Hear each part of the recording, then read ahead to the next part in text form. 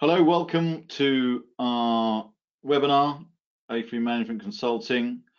As you can see, RES developers, time to invest in hydrogen, and with a focus here on the Dutch market, on the Netherlands. So welcome, very pleased you could join us. As a small advert before I continue, I'd let you know about our podcast series, Fueling the Transition, which has fairly recently been launched. There are some details probably going into the message box now. It's a series of podcasts with most of them with people from industry, with Iberdrola, Energy Systems, Catapult, Renewable, Northern Ireland, Equinor, and so on and so forth. So actually quite interesting topics, and I recommend them to you. Do have a listen. So with that, perhaps we skip on through the disclaimer, and you see our team of presenters here. Before that, I'll just highlight at the bottom the various areas in which AFRY, the wider AFRY group, is working. Smart cities and infrastructure, future mobility, industrial digitalization, changing energy markets, and the transition to the bioeconomy. All fascinating stuff, and helping transitions really in lots of different areas. Here, of course, we're dealing with the energy transition in general. I'll introduce myself. My name is Matt Brown. I'm Vice President at AFRY Management Consulting, and I would invite my colleagues, please, to maybe pop their webcams on and say hello. So, after you, Fleur. Thanks, Matt. So hi, my name is Fleur Greetham. I'm a senior principal with AFRY. I've been with the company for nearly 20 years, actually, starting out in the UK renewables space before moving into Northwest European markets, and now heading up the commercial work that AFRY Management Consulting does in the Netherlands. Go ahead. Sorry. Thank you. I'm Benedikt Unger. I work in AFRY's London office, and I look after all topics related to the energy transition. So our modeling efforts, I've been working on various studies looking at decarbonising the economy, and I'm also leading AFRY's future mobility, AFRY Management Consulting's future mobility work. Thomas? Thank you. Hi everyone, I'm Thomas Weenink. I work in the Madrid office of AFRY, but I'm originally from the Netherlands. And I work in the Dutch team for over 3 years now, looking at projects such as offshore wind, solar PV, also interconnections, and now increasingly so looking at hydrogen. So I'm going to say something quite cheesy, like 20 years, Fleur. You must have joined just after primary school. And then perhaps we'll move on to the next slide. Just some housekeeping before we start. Someone could, yeah, lovely, thank you. So pop the questions in the panel. We'll cover questions at the end. We have a Q&A session, and of course we have the questions from the registration as well, and we'll try as much as possible to deal with all of them. Those that we don't deal with today, we will attempt to get back to people individually and answer those questions. The slide pack and the recording are available, will be sent to all of the attendees, but also the back catalogue of the previous webinars, of course, are available on our website. You just have to Google AFRY Management Consulting Energy Webinars, and you'll find the page with it all on there, all the recordings available. So please take a look if you haven't, some interesting stuff there. With that, I think I'm going to turn my camera off and hand it over to you, Fleur, to take us through the first part. Thank you. Thanks very much, Matt. So today we're going to talk about the issues for renewable developers in countries where hydrogen is being developed. We're going to use the Netherlands as our backdrop, but actually the issues that we raise during this webinar is applicable to most countries where these two technologies exist. We will break this down into 3 sections. So the first part will be addressing how hydrogen fits into the Netherlands' overall decarbonisation strategy and compare some of the different production methods in terms of their carbon footprint and cost. Thomas will then present the second part, illustrating some of the benefits that hydrogen production from electrolysis will bring to RES portfolios. And the analytics of all of this will be based on our market-leading electricity model BID3. And then finally, Benedikt will present the third part, which discusses what hurdles will need to be overcome for the hydrogen economy in the Netherlands and elsewhere to develop. And then we'll finish off with some Q&A. Good. So to set the scene for those less familiar with the Dutch market, the Netherlands has had a slow start to its renewables development compared to some of its neighbours. But after considerable investment in recent years, it's finally reaping the rewards. As we can see on this chart, solar PV has dramatically grown in the last couple of years to 8.5 gigawatts, and offshore wind, with the recent completion of Borssele 1 and 2 and Blauwind, means that the Netherlands is now closer to its target of 14% renewables by 2020. And this growth looks set to continue with the Klimaatakkoord, or in English, the Climate Agreement, and the offshore wind energy roadmap.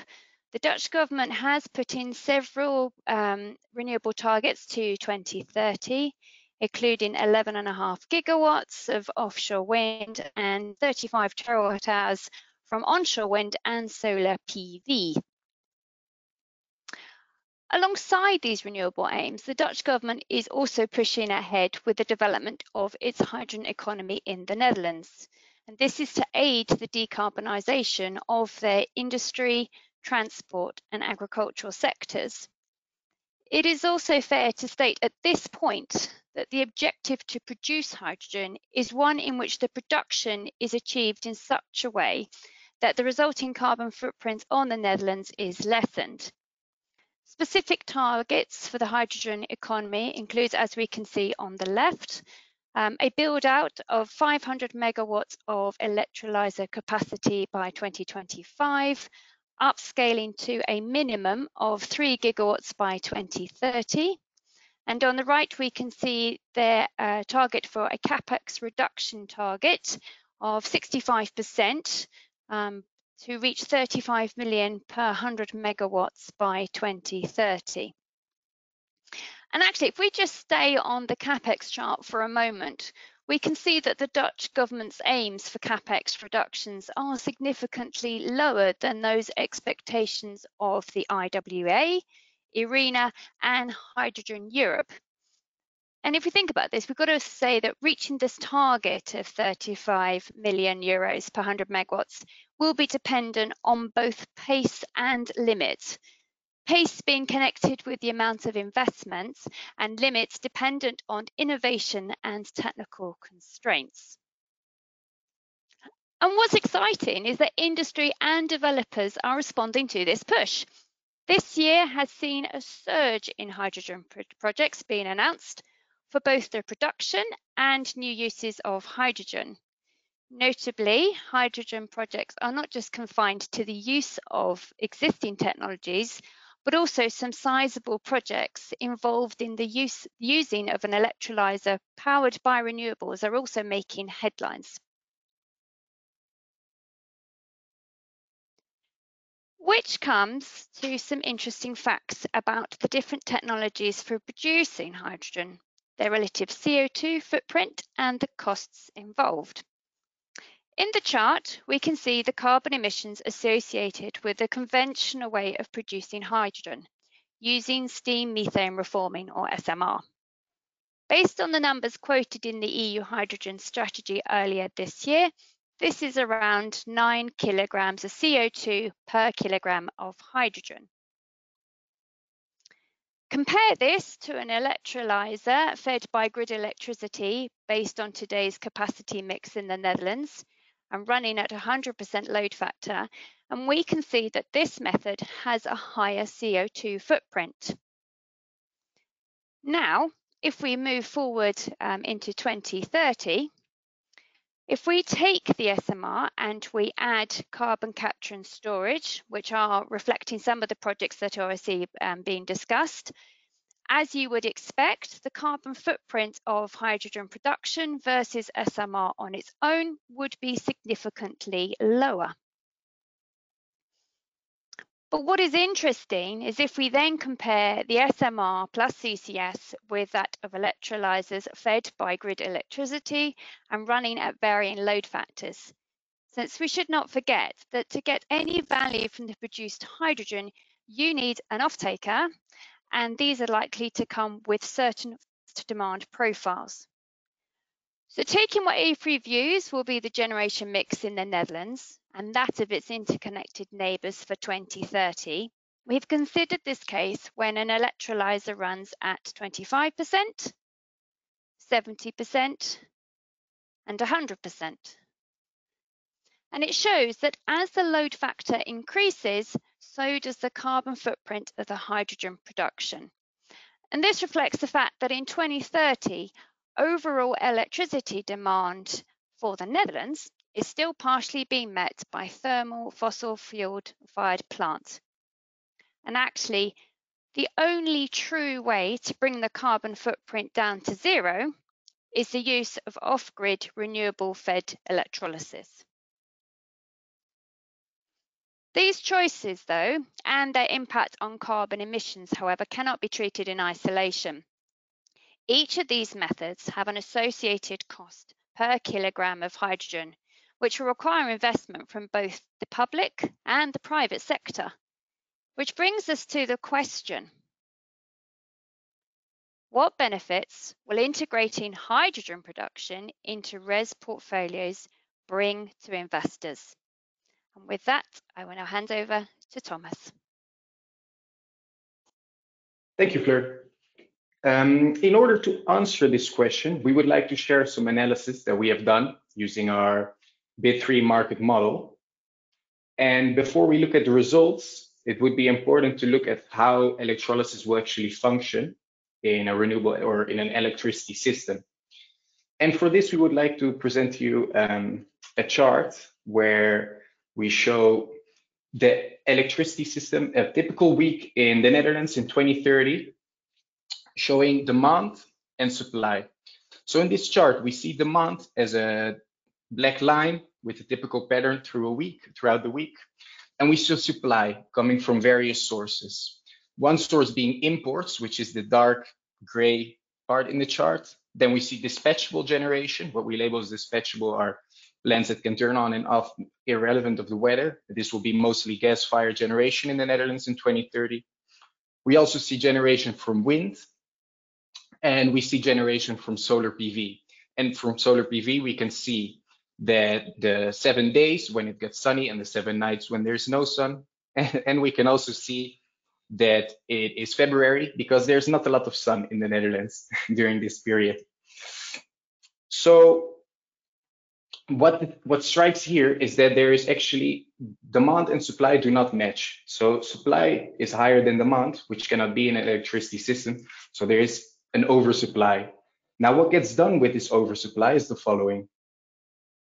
We see the Netherlands exporting electricity, which is the blue color above the demand line. So that's electricity that's not being consumed domestically, will go to nations around the Netherlands due to the interconnectedness of the Netherlands.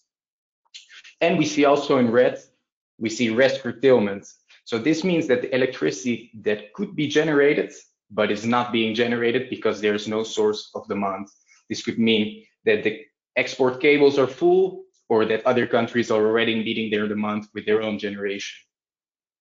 Now, if we look at exactly the same week, but with a 3 gigawatt electrolyzer installed, we see in the chart below, in the highlighted yellow color, how an electrolyzer would run in a week like this if it is being optimized to run at low periods of low prices, when it would be economically viable to produce hydrogen. And what we see is that electrolysis displaces exports partly, and in this particular scenario, it displaces curtailment fully. This might not always be the case. It will depend on the size of the electrolyzer and the size of the curtailment. But in this particular example, we see that there is no electricity. that gets wasted. And that is looking from the supply side. But if we look, as Fleur mentioned before, the demand side, the demand profile might not be very happy with only 2 days of hydrogen generation, of hydrogen production. Because if an industrial consumer that has a continuous process and would like to use hydrogen as a feedstock, they will need a more continuous supply of hydrogen. And this could have some consequences. So for example, if this electrolyzer would run what we call base load, so running all the time, it could produce some quite expensive hydrogen. If we look at the back end of the week, we see there's almost no dispatchable generation. And this means that the electricity demand that comes extra from an electrolyzer would be met by gas-fired generation, which has a high short-run marginal cost. Now, going back to the story of an electrolyzer that is optimized to run during low periods prices, we would like to present to you some of the impacts that this could have on prices. And for this, I would like to share some scenarios that we made. So we made one scenario based on an AFRY view of renewables in 2030. And we can see in the chart on the left that in the AFRY view in 2030, we see around 15 gigawatts of solar PV, 9 gigawatts of offshore wind, and 6 gigawatts of onshore wind. But in order to meet the climate accord targets, we calculated that this would require around 19 gigawatts of solar PV, 11.5 of offshore wind, and 8 of onshore wind. Within the climate accord scenario, we have made 3 different sensitivities, looking at varying installed capacity of electrolyzers. In one scenario, we have 0 capacity of electrolyzers. In the second scenario, we have 1 gigawatt of electrolysis. And in the third scenario, we have 3 gigawatts of electrolysis. This all combined with a peak demand of around 20 gigawatts in 2030.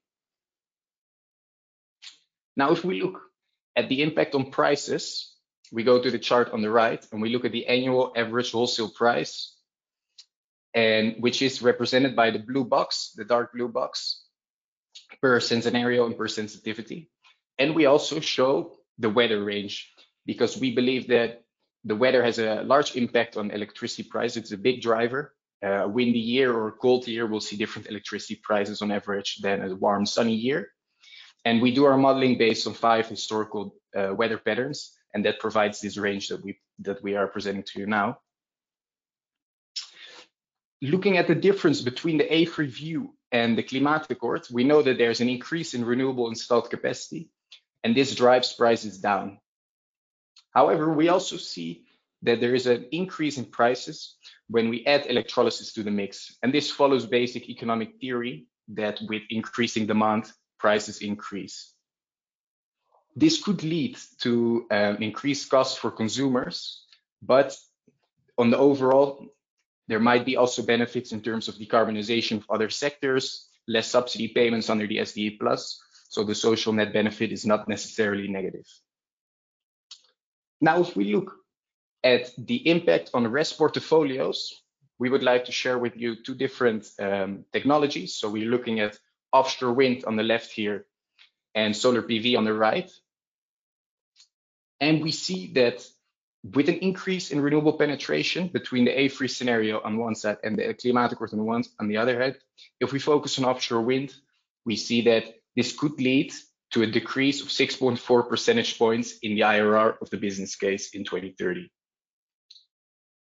In the same chart, we can also see that adding electrolysis on the grid could increase this IRR. So 1 gigawatt of electrolysis could increase this IRR by 1.1 percentage points, and 3 gigawatts could even increase it by 1.1 plus 1.6 by a total of 2.7 percentage points. We see the same story for solar PV, although to a lesser extent. But in both cases, it's remarkable that with the addition of 3 gigawatts of electrolysis, half the losses on the IRR are recovered. And in these scenarios, as I mentioned before, the electrolysis is optimized to run only during low price periods, resulting in a load factor of around 25%. But if the electrolyzer would run more, for example, due to industrial demand being more constant, we could even see a higher increase in IRR. And then there are some effects on the business case that we've not quantified, but we would like to share with you, and we do think about. And so the addition of electrolysis into a RES portfolio can create these 4 benefits, with one being higher efficiency. So linking electricity generation and electrolysis can guarantee the highest efficiency of renewable energy generation at any time. Then the fact that electrolysis is dispatchable, it's a dispatchable load, can help to provide a stable load profile for grid stability, for achieving a balance between production and consumption. A third benefit that we would like to mention is the cost optimization, especially in, for example, a hybrid solution can reduce costs on a total system level by, for example, optimizing the grid connection size. And the last benefit would be the flexibility benefits, as electrolysis is a form of flexible demand, and therefore will be able to participate in certain markets, such as the ancillary services or the balancing markets. And this can help create extra revenues, as well as helping with grid stability. And now that I've mentioned these 4 benefits, I think it would also be fair to consider the hurdles that need to be overcome to get to this hydrogen economy. How does it develop? And for this, I would like to pass the words to my colleague Benedikt. Thanks very much, Thomas, and also thanks for running us through this quantitative view. I must say, you know, after looking at this for the last couple of weeks in preparation for this, I'm still fascinated by the effects of you know, a high amount of renewables on the system, and then adding electrolysis and what it really does. There's a lot still to uncover. So great to look at those. But now let's look at a bit more on the qualitative side and think about how we could get to a situation where hydrogen plays a big role in the electricity system, in the energy system, and in the economy as a whole.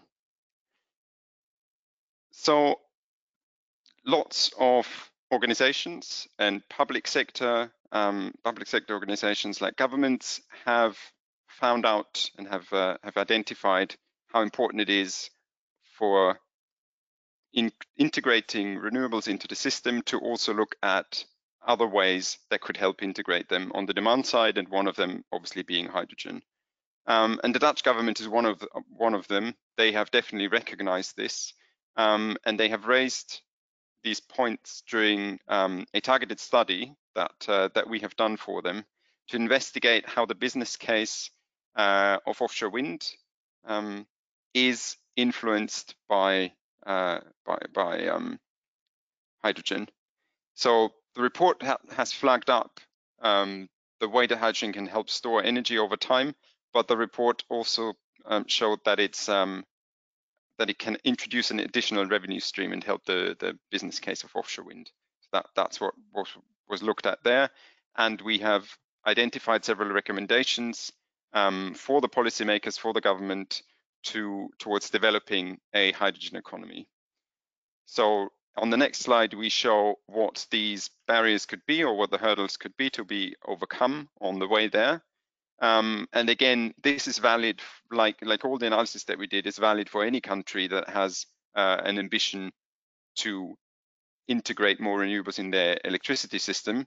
But again, the example is the Netherlands here, and also the solutions and the strategy are actually mentioned in the Dutch government's hydrogen strategy. So the first we'd like to highlight here is the barrier of a lack of transport infrastructure. So currently, hydrogen is often produced where it is used also. So there's a limited need for actually transporting it. But if a larger hydrogen economy is to develop, there might be the need to transport electrolysis hydrogen from where it is made to where it is produced. For that, the existing gas grid might be a solution and could be partly converted. And then looking at hydrogen demand and where it would likely occur, and where supply could likely occur, could be interesting to look at how does the gas grid fit in that. The second barrier is a lack of storage. So similar to transport infrastructure, there's a lack of storage infrastructure. This is especially relevant for electrolysis because electrolysis is usually not built to deliver a constant stream of electrolysis, and many industrial players actually need a constant stream of electrolysis. So storage solutions need to be found. More research needs to be conducted on looking to store hydrogen in salt caverns or empty gas fields. And this can definitely be done in the Netherlands. So studying that can be done because of the availability of those. But there are acceptability issues. The third barrier is the cost barrier.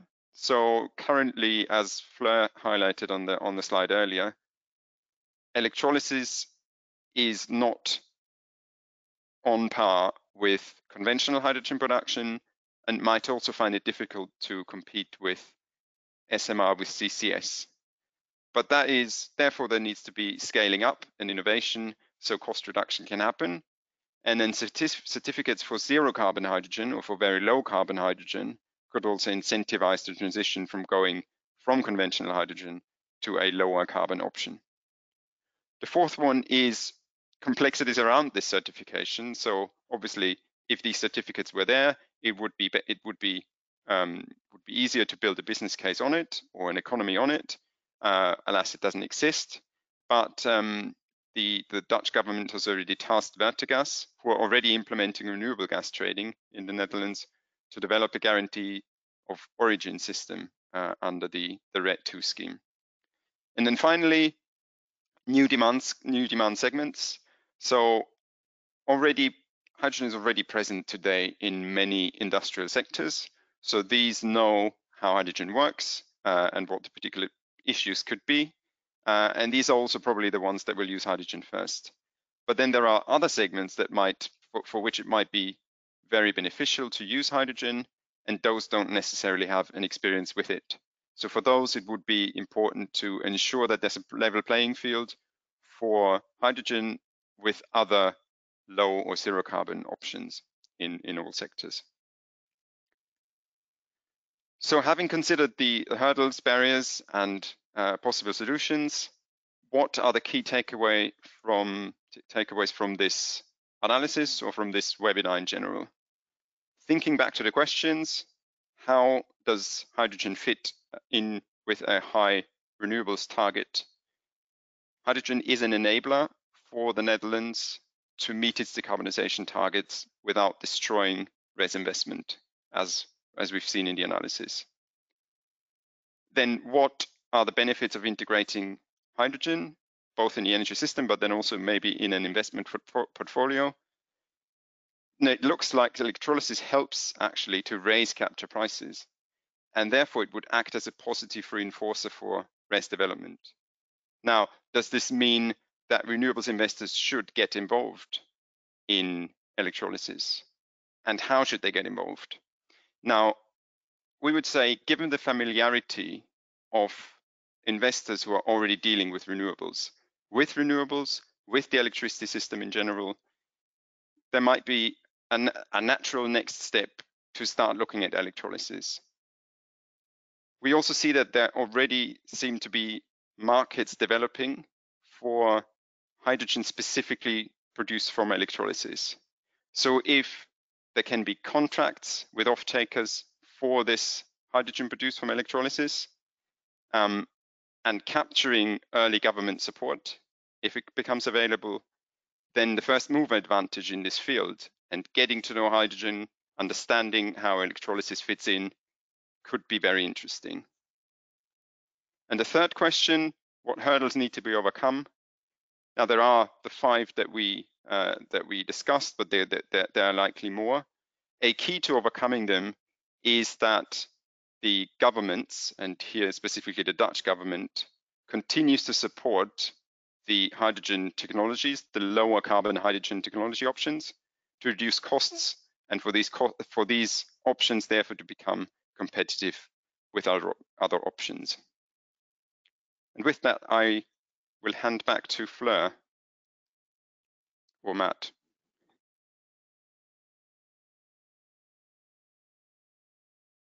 To me, hello. I think. Yes, Fleur? Yes, Thank you. Matt. Yes, Matt. Marvellous. So I'll put my camera on again. So thank you very much. That's fascinating.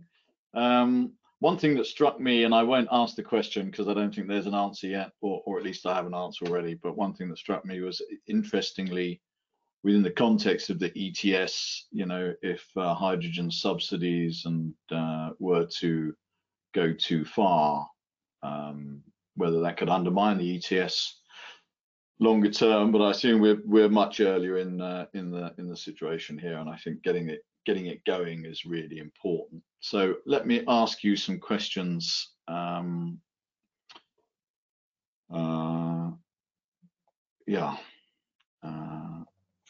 Just pull them up.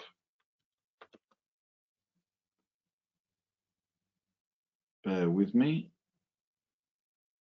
as I thought I had them open and I didn't. So what do you think about that point about maybe Benedikt, while I'm just finding the right place, this point about no worries to fill in for you, Matt. Yeah, thank you. I mean, obviously, as you've picked up in your question, even we have avoided the issue of talking about specific subsidies, but it is true that the projects that we have looked at and that we have supported over the recent past are sort of waiting for the support that's been discussed by governments to become a bit more concrete. Because it's great to hear that governments support what you're doing, but unless you know in what form that support would come, you don't really have anything to go on when you're constructing your business case. So will it be a grant? Will it be a loan? What will it be? A subsidy? Will it be something else that supports you on selling your hydrogen, which is produced at a more expensive cost compared to an alternative? So it's difficult. And then to your point about, is it undermining the EU ETS? That's obviously almost like an elephant in the room, because the EU ETS, if implemented across the whole economy, could be a great way of actually delivering this. You know, if all the hydrogen were covered under this, it would naturally lead, and the carbon price would high enough, it would naturally lead to the right outcome. And it is in fact how we model this here. You know, in 2030, we look at what are the options to produce hydrogen, how much carbon does it emit, and therefore how much does it cost. So the cost of producing hydrogen in 2030 includes the cost of carbon under the EU ETS. Yeah, and I guess it, you know, post 2030, hopefully with no free allowances, with a carbon price that's reflecting the social cost of carbon, one could see a world where, you know, it's unnecessary to have anything else. The carbon price itself should be driving, you know, low carbon hydrogen in all its forms. So yeah, and I mean, it sounds like a patronizing statement, but you shouldn't really tinker too much with the EU ETS unless you've detected market failure. Now, if that's there, and if hydrogen uncovers one of these market failures, then fine. But you know, if it's not doing what it's supposed to do, then that's a good thing. But it seems like governments are sort of trying to do that anyway. They're very careful at the moment. They're stating their support, as we've said here. There's continued support from the Dutch government because there is support at the moment. It's just not very concrete yet, and that's the same for many other authorities in Europe at the moment. Yeah, but huge interest in hydrogen. Anyway, I'll ask another question. What's the optimal way to supply electrolyzers with 100% renewable electricity? Fleur, one for you. Sure, thanks. It is an interesting question, but actually maybe not quite the right one. So as we saw when I was presenting the last slide of my part, we can use our model to see the impact of ever-increasing renewables on carbon intensity of potential electrolysis. And at some point, there are only marginal gains because just like all other capital-intensive installations, you want to run your electrolysis as much as possible. So what I'd say is the market is key here. So if carbon prices are high enough, you'll not want to run your electrolyzer when there is thermal plant on the system because of the high prices. So that incentivizes actually both more renewables and in turn more electrolyzers. But the thing I think I'd kind of finish up on is, let's not forget here that the goal is to reduce emissions in whatever way is cheapest. And our analysis has shown that, yes, 100% renewables is potentially possible, but maybe not the cheapest method based on current trends in costs. Okay, thank you for that. What kind of storage is being developed for hydrogen, Thomas? Okay. Yeah, that's an interesting question. I think we've mentioned it qualitatively, but transport and storage of hydrogen will become essential as it's an energy carrier, and it's quite a dangerous energy carrier in terms of if you light it on fire, it will explode.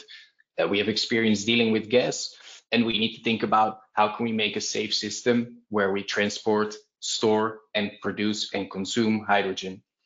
Now, there's a few things. There's hydrogen is currently being used and is currently being stored, mostly in pressurized tanks.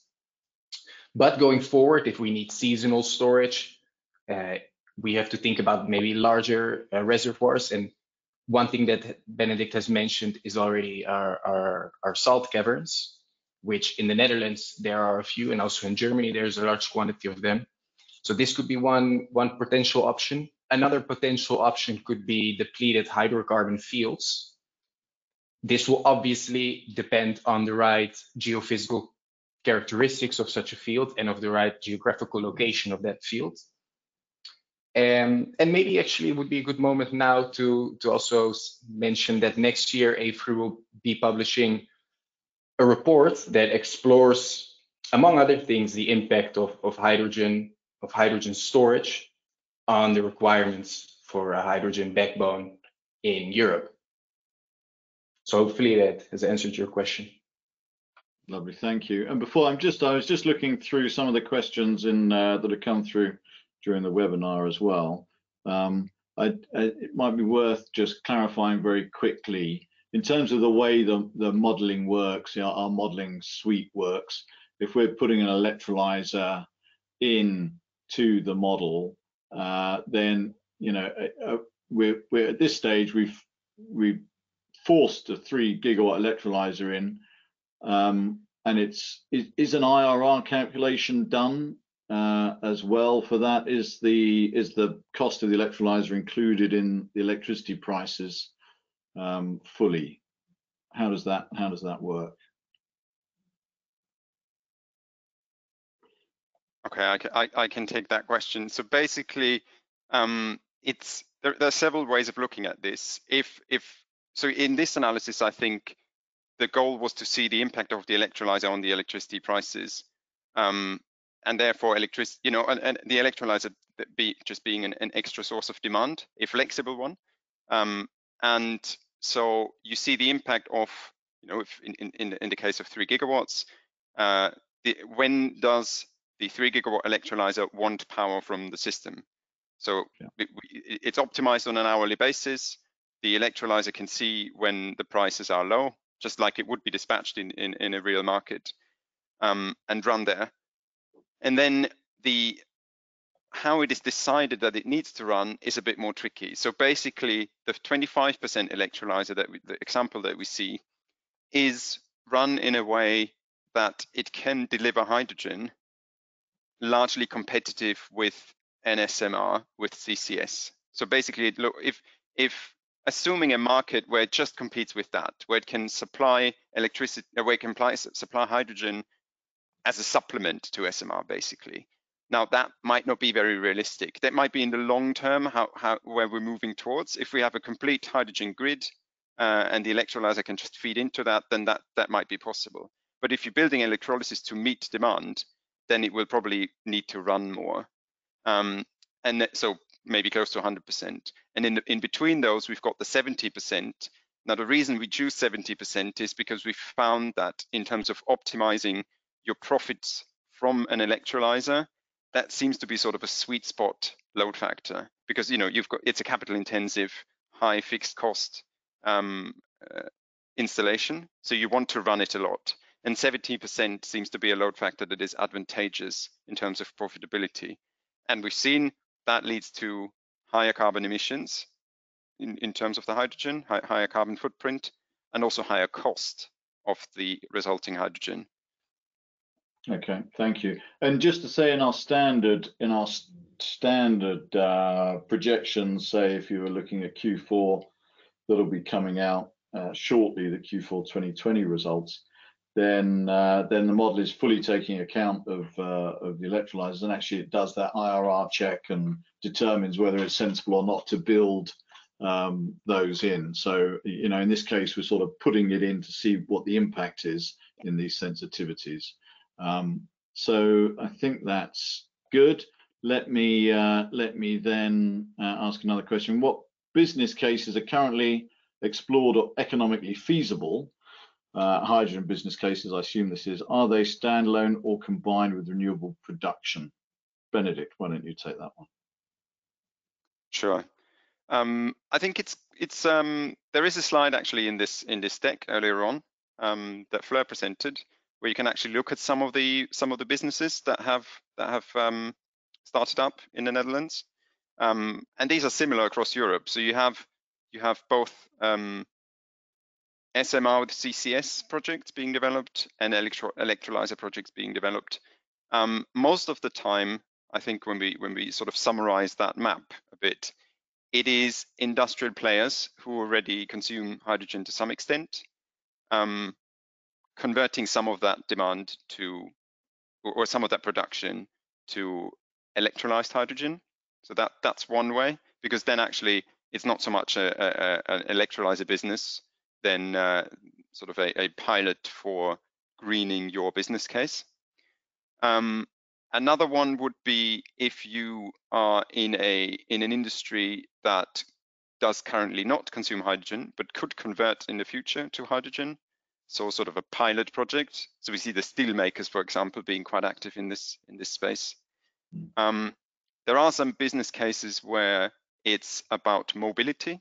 So when you have a fleet of vehicles, say a truck fleet, and you don't, and your government doesn't allow you to run that on diesel anymore, and you are not sure about electrifying that, hydrogen could be an option. So those projects also, you have a contracted revenue stream again, and that's how that business case would work. Excellent. And then I'll ask one more that's come in the panel here just now, I think, before we close. And question: what is the energy mix of the Netherlands percentage of electricity produced from fossil sources, roughly? Thomas or Benedikt, I don't know if you have an idea. I mean, at the minute, obviously there's still some gas on there. Is there still coal on there as well? Yep. Yeah, there's both. Oh, go on. Thomas and Lou. Sorry, coal's not on the system. Gas is on the system. So there is a ban in the Netherlands to stop electricity production from coal. From the top of my head, I cannot tell. Also, we have a variety of different scenarios. We might be able to follow up on this. I cannot tell you. I mean, I was thinking more today. What it is? What's the roughly situation? Today it's about 70%. It's still relatively high. Still relatively high, 70%, yeah, and that's in the electricity rather than the total energy system. Yeah. 70% in the electricity system. Yeah. And the government is projecting that by 2030, 75% of electricity will come from renewables. So that's really a big transition. Swap round. Yeah.